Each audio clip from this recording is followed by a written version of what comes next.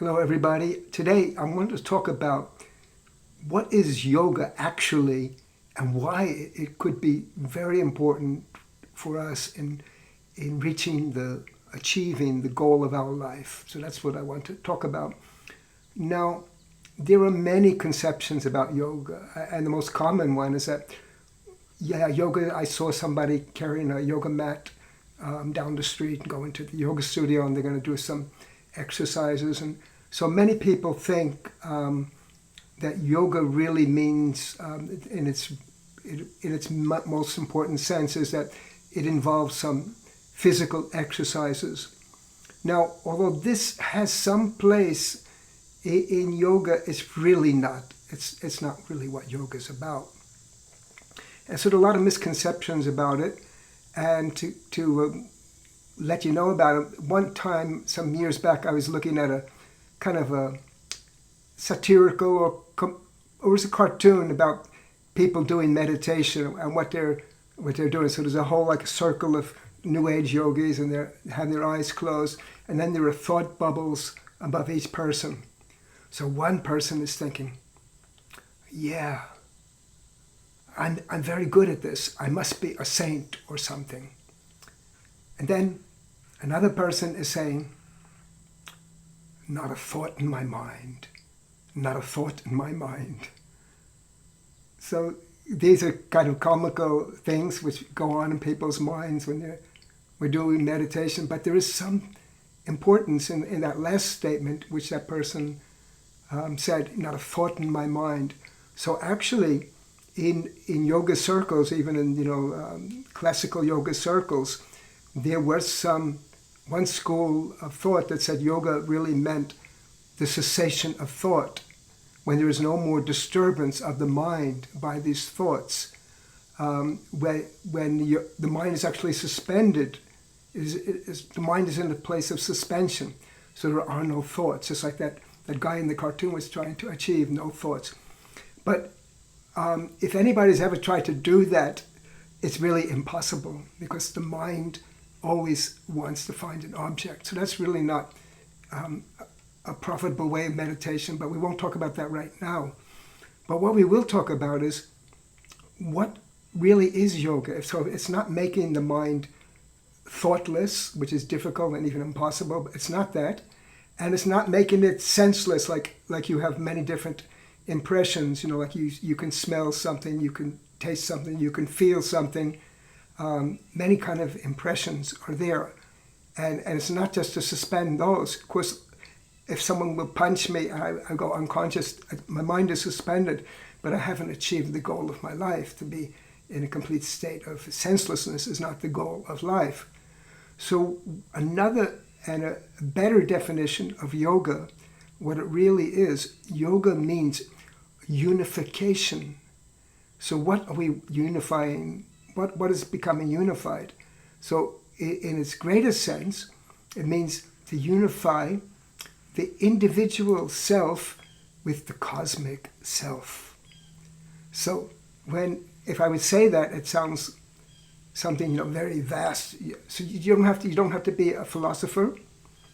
You don't have to be a cosmologist or any kind of specialist to understand what that is about. And I'll try to explain it really simply. And I didn't make this up. It's really I'm following the path laid out by my guru, Sri Anandamurti, who explained it like this. He said that basically, if you look at perception, whenever there's some object, let's say I'm looking at the computer right now, at the camera. So whenever there's some perception, I'm seeing something. And that's something which I'm seeing, whether it be the computer or whether it be the window or the door or anything, is the object. And I am the subject. But what is the I? So in the first instance, the I is the eyes. The eyes are seeing the wall or whatever's in front of us. The eyes are the thing. But really, the eyes are not really the subject, because there is a place in the brain, where the optical nerve information goes to. And that place is really the receiver, and that's really the subject. And the object is the eyes, which is seeing the object, seeing the thing in the world. But even deeper than that, there is something within ourself where we say, I'm going to look at that wall, I'm going to look at that window, I'm going to eat this thing, I'm going to do this thing. We have a doer I. That's everybody has that, and we know that. What is that? That's the ego. I will do this. And that person insulted me, and that person praised me. So there's so many sensations coming, and the ego is there, and it's observing. And there's so many objects. The ego is the subject, and there's so many objects, and that's the way life is. All these things come within the scope of our perception, and we see so many different things. So it's subject and object, subject and object. But what really is the real subject? Because we say, yes, I'm going to eat, I'm going to talk, I'm going to give a lecture now, I'm going to go to sleep. But there also has to be some sense of existence within us if we're going to be able to make these statements. So that sense of existence, so that we say, I exist, and then we say, that's in our mind. We say, I know I exist. I know I exist. So the I of I know I exist is the self. It is our being. And this being is really an observer and not really a participant. It's watching the drama. So for instance, if something is happening to you and you're feeling, oh wow, this is going on, but sometimes you can step back from that and say, yeah, I'm afraid now, or I'm happy now. Or sometimes we can step back out of our immediate perception, and when we step back, we're in a different place, and that is the pure existence, and that's the place really where we want to go. That's not the final destination, but it's a very important destination. We're so closely connected with the ego that when someone praises us, we're elated. And when someone heaps scorn on us, we're dejected. We go up and down. We go this way. We're like the punching bag. We go up and down, so many places. And that's why many times people have this sensation, there was once a show on Broadway, Stop the World, I Want to Get Off, something like that.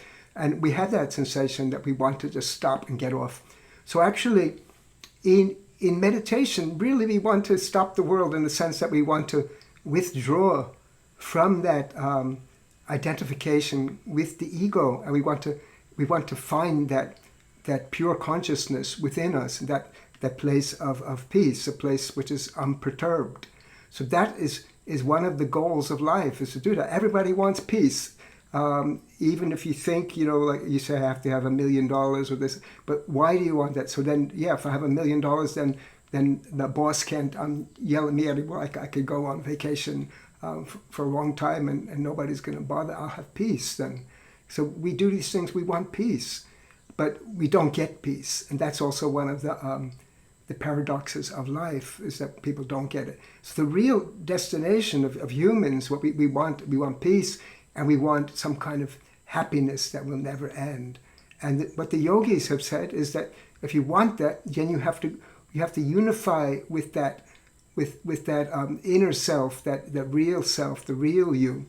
And then there's something even more than that, is that there is a great self, which is a combination of all the collection. It's the collection of all the consciousness in the universe. And to unify with that is the goal of life. And yoga is whatever you do that will help you to achieve that peace and that happiness that won't end, the peace which is perfect. That is yoga, and that's what we should be doing. So that's really what yoga is about. And in the method of doing it, I won't do it today, but in the next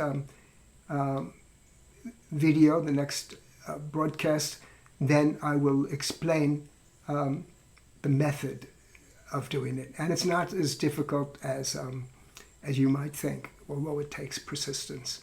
So thanks for listening. I don't want to make these things long. I know that this is the age of TikTok. People go in 30 seconds. I couldn't do it in 30 seconds. But anyway, yoga is to unify with that pure peace and to reach that pure state of bliss. And there's a way to do it, and we can do it, and you can do it. So we will explore that.